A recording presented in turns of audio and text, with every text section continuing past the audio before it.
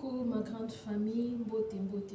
na pesi bino mbote na kombo na Yesu Masia partout et pas yoapi otozwami na yo papa, mama, ndeko ya mwasi to pe ya mobali oyo okozwa libaku ya kolanda mama abi vraiment na pesi bino mbote na kombo na Yesu Masia. Donc soki ozwi libaku ya kolanda nga na mokolo na tango, cela veut dire aux envies et ngape de même soki bozo mona nga liboso na bino na tango, cela veut dire nas envies ya moto lo baresika bato abo bazali basala ni bakomisa nzambe wana parce que souffle o toza nango ezaka grâce, pourquoi pas topesa ye merci na grâce oye aibi na kosala ngai na yo. Éternel Dieu, tendre Père, te précieux merci. L'homme de Galilée, Kosina Libota na Yuda, Nzamba bomo inabiso, Obatelinga, Obateli papa, maman de Komwasi mobali, Oyo azuli bako ya kolandanga. Merci pour na bomo inabiso, merci pour na bomo inaye. Papa te recommandé moment nabiso, Oyo se na loboko na du début jusqu'à la fin, ya Oyo ndemi monisa. Ngana za l'instrument à pamba, papa transmettre un message na peuple na yo, Oyo ko ajouter un plus, Seigneur, to baby si Oyo nyon soyo te za la musika. To couvrir chaîne na biso to bateli ya nzambe batela o nyonso ya biso o nyonso ya moyi to chasser en musika na biso kimia bolingo na o régner et à la partage na biso pe amabota na biso dans le nom puissant de Jésus-Christ de Nazareth. Nous avons ainsi prié. Amen. Amen, amen, amen, amen. Voilà, nzambe azamalamu. Toloba toujours que si kabatu ya bomo ibazali basala nini bakumisaka ye tant toza en vie nzambe wana bate biso apesi biso pe ma souffle, pourquoi pas to komisa ye to netola ye to sanjola ye po ye abongi nango aprende siko mama abi ayaka kosenga na biso ba oyo tant mosusu lelo eza mbalano ya liboso ya kotala video et tant mosusu pe déjà so tala une ou deux fois je ne sais pas nanu osabona te lelo penza na ye kosenga na yo osabona vous s'abonner, vous liker surtout vraiment to like la vidéo parce que tant vous liker la vidéo et zo ça que la vidéo na biso pe eza na moi visibilité pour permettre pe bande comme sous oyo nanu ba rejoindre biso te nanu ba na chaîne na biso te ba ko rejoindre biso ba ya pour que ensemble et vous allez bien et vous allez rare kitoko nzambe a kosala lisusu ya mingi kati na biso vraiment to s'abonner vraiment ma famille to s'abonner to liker pourquoi pas pour commenter parce que nabi ki ba commentaire na bino esala nga bien et encourager nga lisusu makasi et fortifier nga lisusu voilà donc yango wana ka na senga na bino rien d'autre yango wana ka na senga na bino to s'abonner to liker to commenter to partager et kozala malamu mingi vraiment nzambe apambola biso ba mama bokota lelo to yobeta masolo ya ba mama lelo to vraiment kobeta masolo ya ba mama balobi esika ba mama bazali mingi masolo nini beta masolo ya bopeto to kobeta na biso masolo ya libala to kobeta na biso masolo ya nini masolo ya kibomwasi ya nzoto ya kibomwasi masolo ya bopeto masolo o esalaka ba mama bino mo boyebi donc ezanga raté parce que yango ndeza base na biso alors ekoki penza kozanga te masolo ya bongo esika o biso tozali et surtout que esika mama abiaza ba mama WhatsApp bayebi donc esika mama abiazali masolo bopeto ezala kaka ezanga kaka parce que mwasi nde bopeto ya mwasi ezaka libanda te to mona ka mwasi mo boye belle boye libanda boye donc bopeto na ofo banda bana kati fe banda banana kati ti libanda e banda bena bana kati bimiti libanda to mona bena bopeto voilà mutu pa pusani pembeni no baoki sola bien aoki pe sola bien donc cela veut dire bopeto banana kati ti libanda bopeto mwasi ezalaka ya libanda te ezalaka te ke bato bamona ka so ndeni donc fe banda pena bana kati donc kati yango yango to yo lobela lelo bopeto ya kati ya nzoto mwasi ya bomwasi nzoto ya bomwasi o biso tobengaka bijou ya bomwasi o nzambe apesa ngai na yo o nzambe apesa yo mama na ngai yo mpo ozolanda nga peut-être oza déjà na kati ya libala donc toloba yango ke nini eloko oyo bapesela mbongo oui toyebi ke na kati ya libala ezaka sexe te libala eza na makambo ebele na kati mais yango mpena nde ezaka base parce que eloko ezaka base yo négligent okoma eloko ezaka base yo ozwa soin nango te ndeni donc cela veut dire il faut ka ozwa soin nango il faut quoi entretenir yango malamu, c'est ça. Comment entretenir Jessica na yo, comment quoi entretenir kibo mwasi na yo, nzoto na yo ya mwasi, cadeau na yo, bijou na yo, or na yo, diamant na yo, oyo nzambe asila na kopesa yo, oyo nzambe asila na kopesa yo. Ba maman, il faut boyeba ki nzoto na biso ya kibo mwasi eza eloko oyo ezalaka vraiment un peu trop sensible na ba biloko to benga ba infection, ba bactéries et tout. Donc eza vraiment eloko ezalaka trop sensible na kozwa ba infection wana ba biloko wana. Alors soki siko yo pozo sala ngo bien te, alors soki siko yo pozo entretenir ngo bien te, au moins te kozala mwasi moko opesa bonjour na infection, mwasi ya bonjour infection. Siko infection na ta moza na kati ya ndako za mwasi ya libala, c'est que infection e bando tourner couple na bino ka lelo lobi. Raison pour laquelle on a moi si sur ok hôpital gynécologue a consulté a recommandé examen mon côté on koya une fois qu'il va une infection ba retour dans so rozan na mobali o salini bo se traiter bo se faire traiter binomi balé il faut bon mela bakisi on a be bolande la traitement binomi balé po na ko longolelo ko ala ezala na binomi balé te. Nzoto kibo mwasi Jessica eza eloko oyo il faut mwasi oyo ba ko entretenir yango, il faut oyo ba ko sukola ngo bien, il faut ezala bien. Ngana zo se rappeler kala tant tozaka na bakini wana bon ata awa pe na bene place tozer omona ndeko mwasi mususu azokanga yo suki boyo tie boyo okoki même pas ko supporter, oso sentir que eza na solo moko boyo zo bima na kati eza pe na basi ebele yo moko sans kutu muta yebisa yo, sans kutu soki ndenge yo moko kaka ovandi pena boyo so pena omitie boyo moko pena omilumbi obi c'est quoi cette histoire? C'est quoi cette histoire yo misokolaka bien te? Oza wana pena yo moko na yo moko so pena ovandi boye mama na ngai otie pena zolo boye otie. Est-ce que vous résister pendant 3 secondes? Il y a yo moko ya moto musute. Il y a yo moko, est-ce que vous pouvez résister pendant 3 secondes ou kokate pour anini ode réseau bima basi beaucoup mikara donc moi si tant akenda kokota na douche une grande quantité ya mai eza rapport na Jessica na ye D'habitude peut-être na bato baza biso ne toza na Afrique boye oui eza na bato mususu badu baza na bango na ba douche ya banini côté alors eza la douche eza na mai likolo eza la douche eza na mai te donc excuse ça veut dire tango ki okota na douche na opozwa soin au sokola nzoto na yo mama yeba ke mai o quantité oyo na kosala yango juste na Jessica na nga eza juste mai o na kosala yango na kati ya Jessica na nga na osokolela yango Jessica na nga. C'est ça. Donc, eza na biloko oyo déjà moi si esengeli azanga te pona ko sokola o ezali partie intime na ye. Tolobela ki yango, tozo continuer na kolobela yango pe to kolobela yango kaka. Eza na biloko moi sa ko ikozanga te na kati na sac de bain na ye o ya yebi ki a utiliser katanga kota na douche pona ko utiliser na partie intime na ye. Tolobela déjà eloko yo saforel tolobela citron biloko mibale eza secret makasi eza penza secret makasi pona ko lutter contre solo et puis ko batela Jessica na yo eza biloko mibale oyo eza ko lutter contre solo ba mauvaise odeur na Jessica et ba bactéries mususu pour contre Jessica na yo oyo eza citron biso soto yebi oyo eza saforel eza savon intime eza gel intime naloba toujours ke ba gel intime eza ebele mutu na mutu aza na choix na ye ya gel intime na ye oyo akosala alors oyo ngai nasalelaka yango oyo soki yo kosalela yango ozango mpe kaka dessus te nebe mama abi azala jamais dessus plus de bambule ebele yango oyo nasalelaka yango. Alors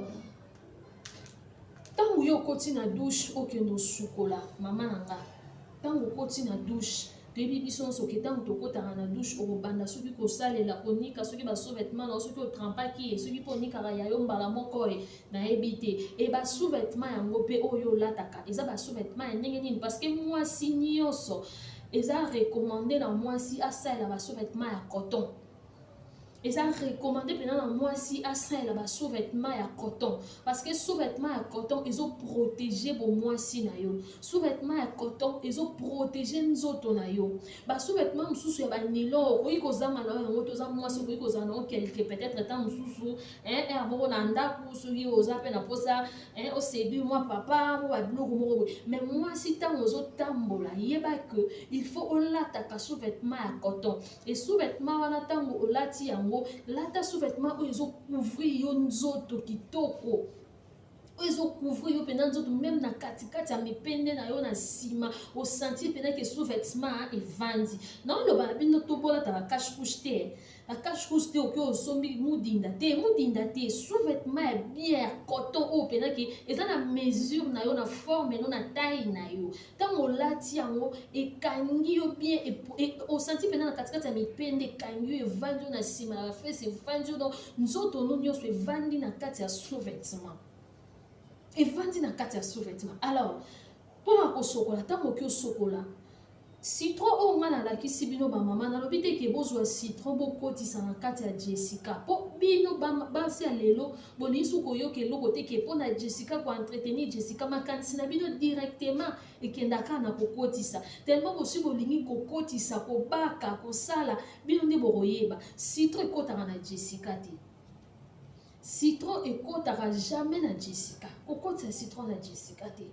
kokotisa te soki peut-être oza na kopo na oyo ya douche mpo mwasi azanga ya kopo ya douche to eza kopo ya douche ya douche mwasi azanga yango te pourkui azanga yango te tokolobela yango kaka soki oza na kopo na oyo ya douche soki neti citron divise yango par deux boye soki ofini juste quelques gouttes otondisi mai neti na kopo oyo e osukoli jessica na yo deja ebomi acidité ya citron mais okotisi na kati te osukoli penza osukoli yango mais okotisi yango na kati te voilà donc ntango okoti na douche na yo mama na nga kozanga ya citron te mpona jessica kosokola tout autour voilà libanda ya jessica na yo epuis na nsima kuna kote babombe ezalaka donc kuna mpena soki ozangisi citron mawa mingi donc cela veut dire ozalaka na citron na yo boye soki odivise yango boye oyebi ke moko okosokola tout autour ya jessica na yo libanda tout autour ya konika epuis ekosunga yo soki oza deja na habitude ya konikaka tout autour ya jessica ya mipende na yo pardon na citron omona mpe kozala mwasi oyo ozala na banoir na katikati ya mipende te ozwi citron na yo osaleli tout autour libanda e osaleli na nsima après sikoyo nde okoya kozwa saforel na yo osukoli saforel na yo sikoyo ntango ozwi yango bamama fo konikaka nzoto ya kibomwasi malamu e basi toyebi biso nyonso forme nzoto na biso nde ezalaka alors ntango ozonika nzoto no ya kibomwasi ezala malamu ozala na eloko oyo uniquement onikelaka yango oyo eza gant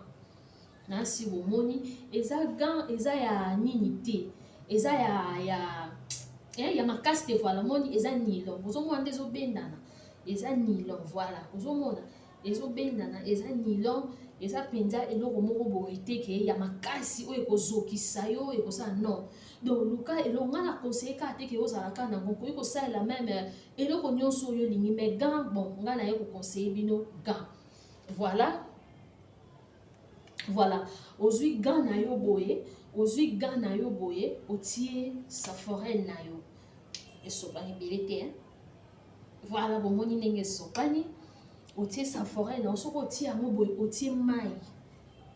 mai ozonika balèvre na yo na katikati ya wana ya balèvre mipandi ozonika balèvre na yo ozonika mama ozonika ntango oniki mpenza pembeni na balèvre no wana pembeni oniki likolo wana likolo na pelustor oniki nsima deja ntango onika deja na citron eza nango deja c'est bon ou soit tu peux soko lingi okoki kozala na deux gants na ya boye ya ba couleur différent po oyeba ke oyo eza ya liboso oyo eza ya nsima omoni neti oyo eza ya liboso eza couleur rose. Voilà, donc oniki okoki kotia rose, okoki kotia pembe, okoki kotia jaune, ça dépend, ezodépendre na yo moko na choix ya couleur okolinga osalela. Alors si makuna déjà ntango oniki na citron oyo elongo déjà solo otie na savon gel intime elongo déjà solo. Alors oyo sikoyo oye konikela yango Jessica na yo liboso wana na balèvre nika penza oye moko sentir pena ke oniki tout doucement mama kozala na brutalité te eza sensible oniki tout doucement oniki allez même gant oyo eza gant oyo koyi koumela nango te pour éviter ba bactéries. Vous comprendre il y a même les années moko na ba sous-vêtements quand on va même les kamba ba sous-vêtements qui sous-vêtements na yo il faut ça et là plus ou moins 6 mois dans une année moi ça ça censé à changer ba sous-vêtements na 2 ou 3 fois na année pour renouveler. Voilà, donc eza eloko oyo neti oyo boy okoki kosala yango ata maximum 2 mois. Okoki kosala yango 2 mois, mais chaque fois osala yango oniki yango otandi yango ebeti moi ou bien otia yango na sèche linge. Voilà, d'accord, ça va. Donc oniki ntango osisi konika wana ale orince na mai orince na mai. Eloko mosusu oyo mpe nangaki na partage na bino ezali eloko oyo eza poire vaginal. Moni yango ndeza eza poire vaginal ba oyo basalela yango bayebi bandenge esalelemaka. Eza poire vaginal oyo eza esima te même mutu nango so botali bomonaka eza différent makasi na oyo tosalelaka na nsima. Oyo eza esima te eza ya liboso même bamitu nango omoni ke eza mibale boye eza différent, ça dépend ya ndenge mutu na mutu asalaka nini asalelaka yango. Voilà, eza mpona kopompe mai na kati ya Jessica. Poire vaginal eza mpona kopompe mai babengi yango bien poire vaginal eza esima te. Donc eza mpona kopompe mai na kati ya Jessica pardon. Eza mpona kopompe mai soki otie mai na yo okoki kosalela kote oyo ou bien osali kote mais eza esima te malgré eza forme oyo mais eza esima te eza mesure ya nini oyo tomoni lidusu nango eza un peu monene. Donc osaleli orince bongo obeti mai okoki kozwa mpe oyo tie mai opompe sikoyo ntango ozopompe fo ozala na position oyebi kaka position wana yeba mama oyebi position tongunzama wana ntango ozopompe kosinquiete na yo te ndenge kaka ezokota ndenge mpe ezobima ndenge kaka ezokota ndenge mpe ezobima ndenge ezokota ndenge mpe ezobima. Donc ezobimiselo basalite ezonettoye yo kitoko makasi soki mpo oza nango te beta mai ekotisa mosapi na yo légèrement benda basalite sukola nzoto na yo malamu. C'est très important, sukola nzoto na yo malamu. Bana basi bamama to éviter bibaka na nzoto oyo éviter nzoto na yo ezaka toujours na kokotisa biloko nzambe asalela biso eloko eza plus précieux eza mai. Nzambe alakisa biso mai apesa biso mai oyo eloko oyo ekoki konettoye Jessica na biso okoki konettoye nzoto na yo kibomwasi na yo kitoko makasi. Donc ntango osaleli bongo obeti mai so oza na poire vaginal na obeti so oza na poire vaginal na yo te yango tolobaki kopo ya douche toujours ezanga te po bamai ndenge ezalaka na douche wana na bolobaki ezala obimisi nini ya douche obeti otia yango na position ya boye ozobeta mai mais ekotaka penza te amoyeki otia mai na pression makasi. Voilà, amoyeki otia mai na pression makasi obaloli nini ya douche wana boye mai ezokota yo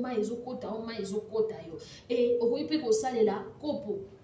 ya douche s'il vous plaît. Kopo na ya douche ozotoka mai na so na na petit so na yo bien na so na kaka ya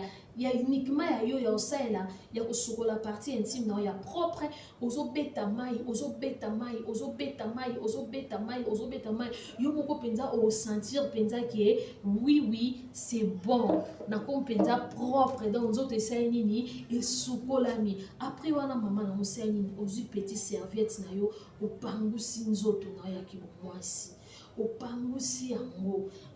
yango eza na basi mosusu balobaka ke soki asokoli bongo akozwa petit lingette petit lingette akotisi avali nango journée mobimba ti ba x temps moko aye kolongola. Bon, ça dépend. Ngai nalobaka toujours que avant ya kosalela lingette ndenge wana mwasi yango toloba mwasi fo omiyeba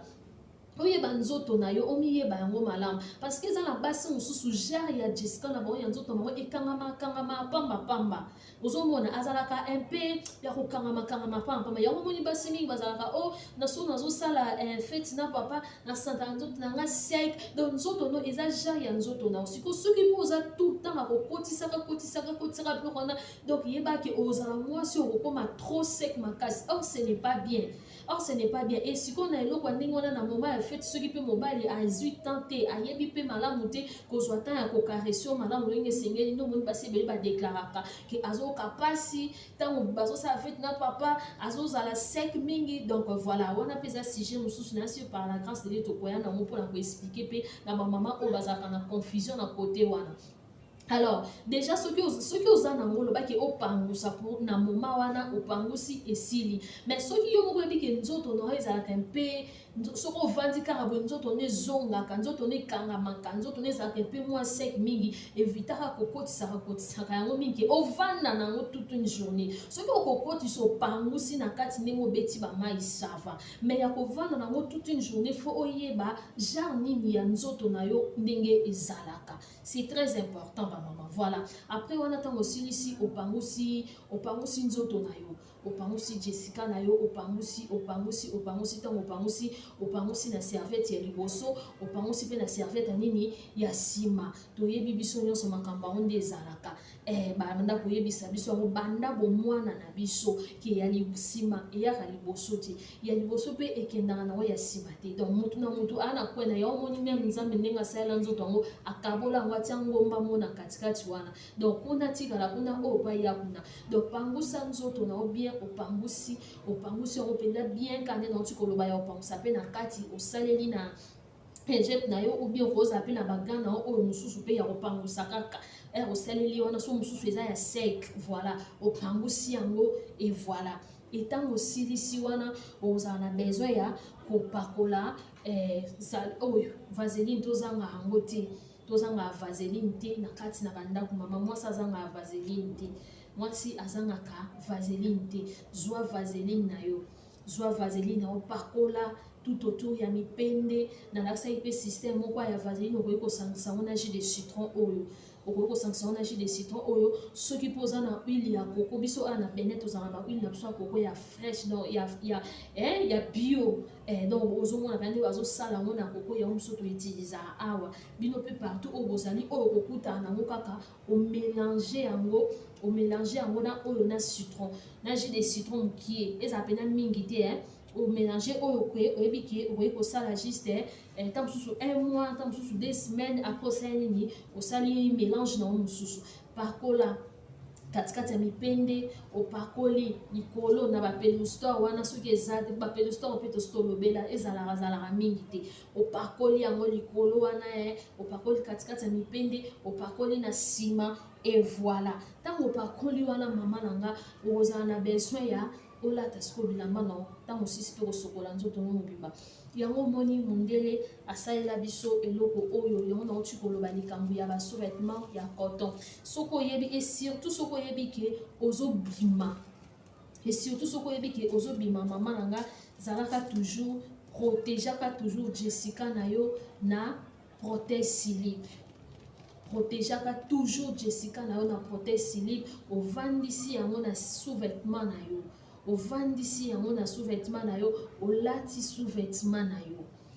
olati sous-vêtements na yo oyebake attend que basi tosalaka misala mingi bamisala oyo tosalaka mwasi okoki kozala osala misala ya kotelema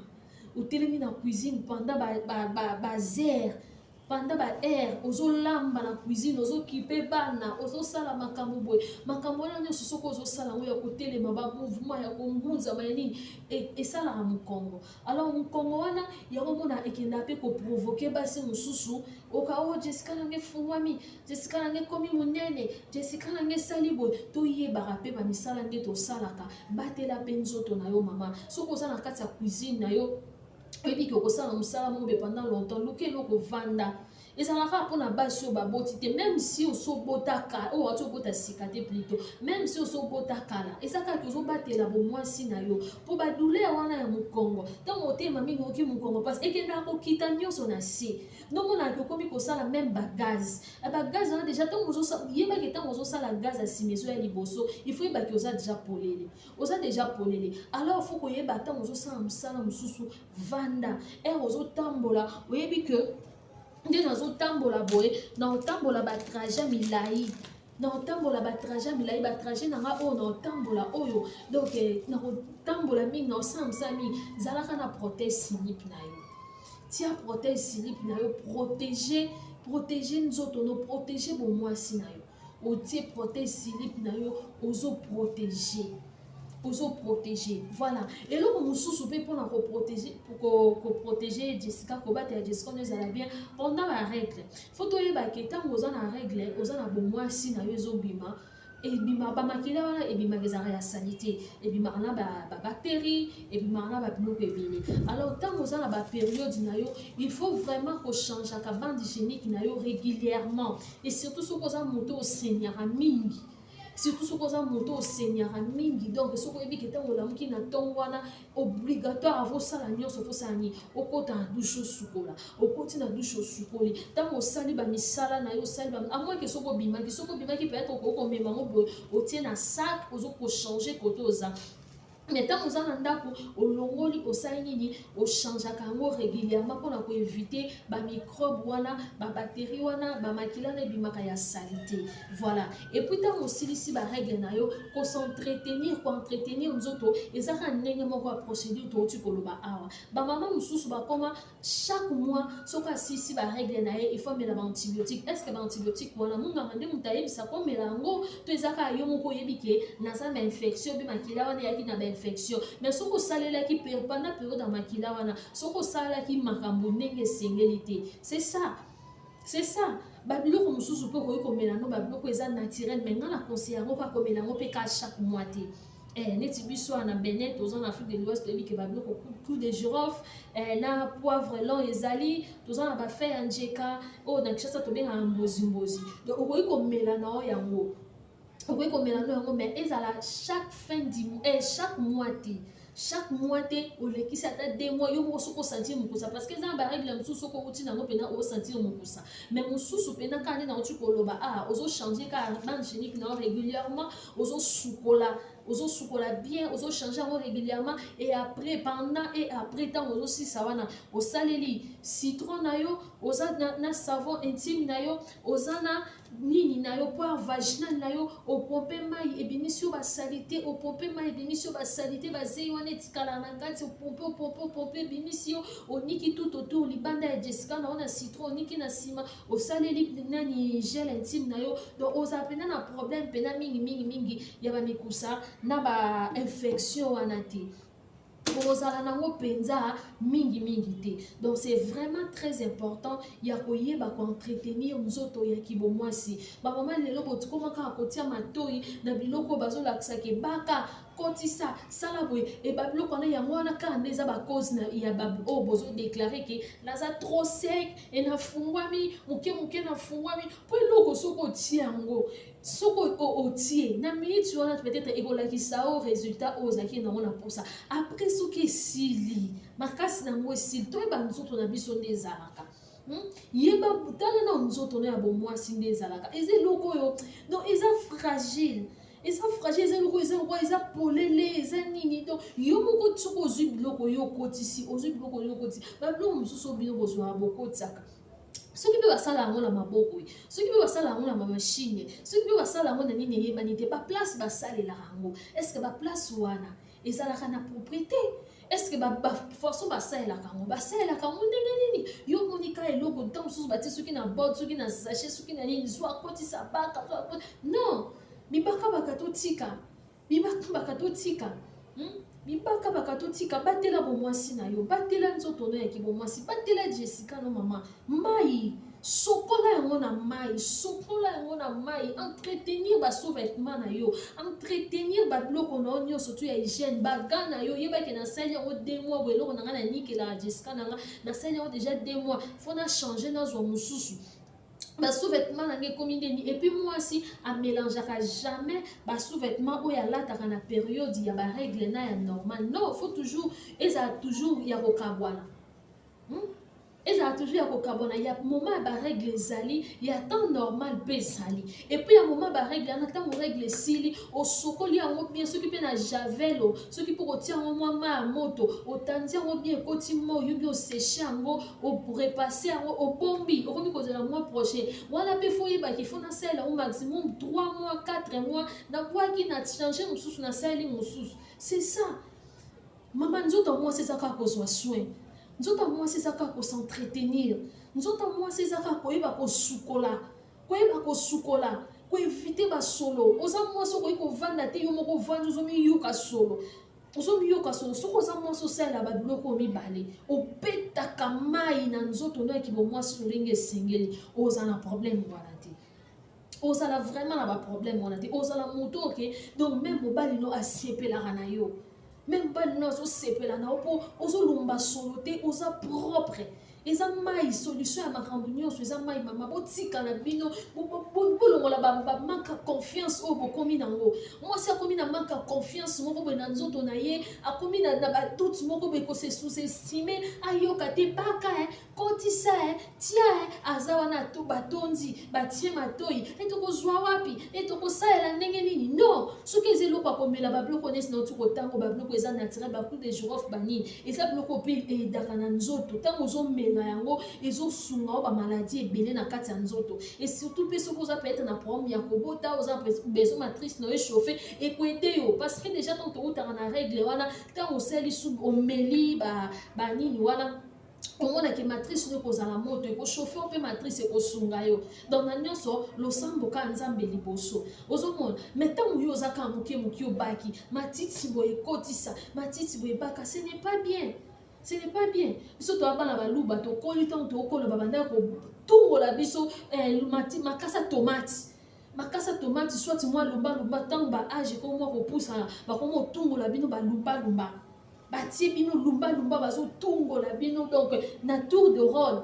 après 2 mois après 1 mois surtout bajour wana so bamoni kaka bozosala bakaka mingi samedi bobongama boza na tour de rôle ya kopurge batungoli bino bapurge bino donc ozomonaki tokoli mpe nzambe asali grâce na ndenge na ye alors ntango sikoyo yo mwasi oza mwasi oyebi ke na age oyo déjà fo na s'entretenir bien pourquoi okose tromper pourquoi okose tromper na biyoka na bibaka nzoto mwasi eza mai mama nzoto mwasi eza mai entretenir nzoto na ozalaka na baproduit na yo oyo eza recommandé na esika wana azalaka na baproduit no oyo eza recommandé sukola tolobi mpe te okotisa yango na kati gele ntimi mpe ekota na kati te une fois kosokoli libanda obeti mai no na kati nyonso wana yebaki obongisi c'est tout mwasi mpe fo koevitaka kosuba lokola mobali ntango otelemi ozosuba lokola mobali yebaki nzoto ndo eza ya kofungama wa otelemi ozosuba wa te mama ntango ozokende na toilette oki osuba vanda na kive mama na nga ovandi na kive posé osali petit besoin na yo ntango osisi kosala petit besoin na yo toujours ezalaka te kopo ya douche eza wana ozwi mai obeti papa ozwi serviette na yo soki ozwa serviette na yo mosusu ezangaka te mwasi fo azala babiloko ebele obeti ya kopangusa après pipi na yo opangusi voilà ekoevite okozala na basolo te ekoevite okozala na solo na Jessica te ekoevite okozala na solo te yo oza mwasi oki osuba soki osubi osisi kosuba yo wana bidenda dek odende ozwi sous-vêtement olati apres bimi mpona ovandi moke te masuba na ekiti yo na sous-vêtement ekiti yo alevanda nango sikoyo 10 minutes panza makolo yo motia zolo na yo avant biso toya po neti nga pe na koya te po ekosukelaka yo okomona o mpenza ke masuba mwasi atangisaka masuba na sous-vêtement te mwasi atangisaka masuba na sous-vêtement te mwasi asubaka lokola dekedeke lokola mobali to ozodenda bidenda vanda ezopermettre mpe Jessica na yo ezala toujours ya bien ntango otelemi boye masuba ezobanda bapression nyonso ezo efungwami boye ba osalaka yango ezosunga yo te alors bamama toyeba s'entretenir mwasi bongisa nzoto na yo nayeba kosukola zala na baproduit eza recommandé na nzoto wana na parti wana yeba s'entretenir yeba kobatela basous-vêtement na yo lata basous-vêtement ya coton oyo ezoprotege yo nzoto no mobimba oyebi kotambola kosala mosala makasi ya kongonzama ya nini mama protegeaka nzoto na yo na nini na protège slip musala kongunzama kosala ya kotelema ya kosala lata protège slip na yo lata slip na yo ya coton batela nzoto na yo malamu cycliste pe po eza na basi mosusu nayebi ke bakokala na bango cycliste te basi mosusu babango bakokaa cycliste te étouffement boye na boye biso tolonga yango banda kala nga na banda vie ya cycliste banda soki na age ya 15 ans na banda olata cycliste